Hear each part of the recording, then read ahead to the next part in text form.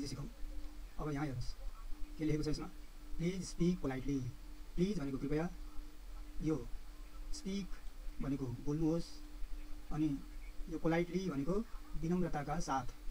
अब यो पोलाइट भनेको विनम्रता हुन्छ, अब का साथ, अब एलवाई लगाएपछि का साथ भन्ने अर्थ हुन्छ। त्यस प्रकारले यो के भयो त, प्लिज स्पीक पोलाइटली भनेको कृपया विनम्रताका साथ बोल्नुहोस्।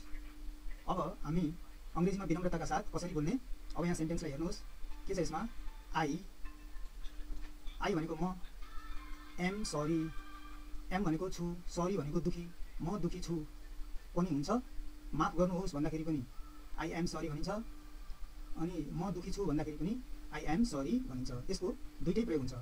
आई एम सरी, सरी भनेको दुखी हुनु, एम भनेको छु, आई भनेको म, आई एम सरी भनेको म दुखी छु, अथवा माफ गर्नुहोस् भन्ने अर्थमा पनि यो प्रयोग गरिन्छ। आई एम सरी भनेको माफ गर्नुहोस्। अब यहाँ अर्को कुरा बुझ्नुपर्छ, आई भनेको म, अब कुडन्ट भनेको सकिन, यो सिम्पल पास्ट हो, क्यानको पास्ट कुड हुन्छ, कुडन्ट, कुड नट को सर्ट फर्म हो। कुडन्ट भनेको सकिन, के गर्न सकिन, मेक इट। अब मेकको अर्थ धेरै हुन्छ, यहाँ यो मेकको यहाँ विशेष अर्थ छ, कुनै पनि एउटा शब्दको त्यो त्यसको कन्टेक्स्ट अनुसार, प्रसङ्ग अनुसार त्यसको अर्थ पनि फरक हुन्छ। अब यहाँ मेक इट भन्दाखेरि कसैले समय दिएको तर आउन नसकेको, त्यो मेक इट भनेको आउनु, अनि कुडन्ट भनेको सकिन, अब आउन सकिन भन्ने अर्थ आयो। ड्याड भनेको त्यो, डे भनेको दिन अथवा त्यस दिन। त्यस्तो प्रकारले के भयो त, आई एम सरी, माफ गर्नुहोस्, I couldn't make it that day.